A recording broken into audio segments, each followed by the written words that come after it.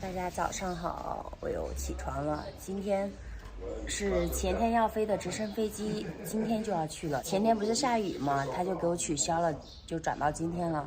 所以现在早上7点25，我就开始来吃早餐了。马上要8点钟之前就要去那个机场，然后8点半就起飞了。今天天气看着还是挺好的，万里无云，应该不会下雨。看一下我们今天早餐又不一样了。他今天给每个人准备了这个酸奶，他自己做的。有时候他会准备那个草莓慕斯呀，巧克力慕斯。哦，今天有3角包。每天的面包不一样，他去那个烘焙店，每天都是买新鲜的。这就是今天的早餐啦，一杯咖啡，黑咖啡，然后加各种果酱。吃完早餐了，现在就往市中心走。然后再去停机场，像这边交通不方便，只能坐公交车，没有出租车可以打，因为家家户户都有车，所以出租车也很少很少。这个就是坐直升飞机的地儿。So will we fly like first? We are from here. Yes. And then you go on Silaos, Okay. Mafat, Salazie, with the truth fair just here. Yes. And you go to the volcano and you come back from here. OK， 它这个直升飞机这儿还可以给你提供咖啡，拿一个装进去，然后再拿个杯子就可以了。没想到迟到的人不止我一个呀！早上堵车不是迟到了吗？等我到这儿的时候才知道，所有人都迟到了，反而我是最早到的。不对，有2个人比我稍微早到了一点点。现在呢，我们要坐这个转乘的车出发去上飞机的地儿。现在我已经到了直升飞机的下边了，走。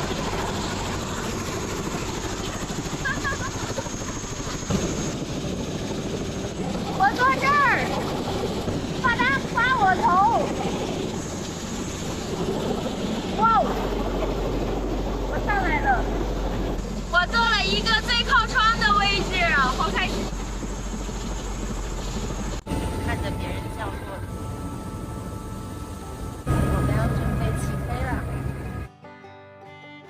留尼汪岛是印度洋西部马斯克宁群岛中的火山岛，面积约2500平方公里，是法国的海外省之一。东边距离毛里求斯群岛约190公里，西边和马达加斯加距离650公里。1513年，葡萄牙人发现了这个无人居住的岛屿。17世纪，法国人首次登陆该岛，并从东非带来了奴隶劳工进来种植，后来又招募了非洲人、华人、马达加斯加人和马拉巴尔印第安人为契约劳工。如今人口比例最大的是非洲、欧洲、南亚人的混血后裔。岛上常用语言是克里奥语，法语是官方语言。此次直升机飞行主要是看冰斗。什么是冰斗？所谓冰斗是指在高山顶上的一种3面峭壁，呈半圆形或圆椅状的洼地地貌。留尼汪是一座火山岛，地质原因奇特，高山山顶有许许多多大大小小的冰斗，其中最具代表性的是希拉奥斯、塞纳斯和马法特冰斗。希拉奥斯险峻的地势吸引了许多徒步爱好者，独特的瀑布景观、绝美的风景，比较适合一些中初级的徒步者。斯拉斯冰斗是留尼汪植被覆盖面积最大，也是最容易接近的冰斗。留尼汪最壮观的瀑布之一，新娘的面纱就在这儿。瀑布的水流从高处往下倾泻，这壮观的景象就犹如新娘子朦胧的面纱。马法特是3大冰斗当中最难接近的一个，至今没有通公路，要进去这个地方只能坐直升机或者徒步，但它却以独特的风光吸引着大批的登山者。有人说，如果世界上还有最后一片未被开垦的处女地，那一定是马法特。据说正和下西洋时也曾登陆毛里求斯和留尼汪岛进行修正和补给。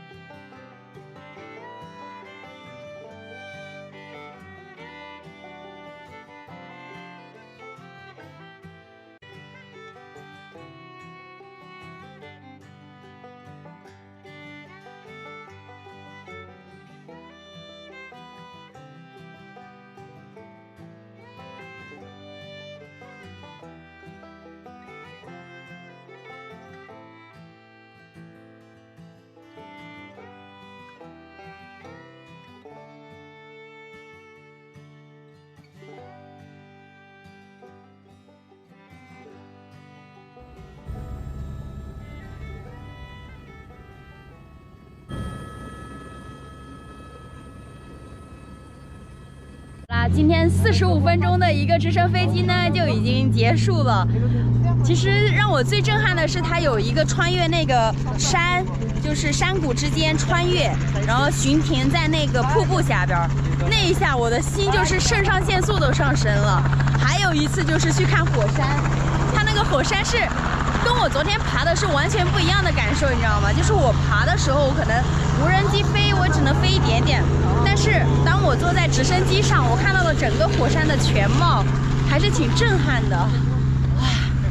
但是接下来我还有一趟直升机飞之行，因为在这边还有一个中国人开的一个直升机飞机，当然他是一个华裔，他已经是在这儿的第4代了，他的一个爸爸呀，爸爸的爸爸都是出生在这儿，他的一个公司是在旁边。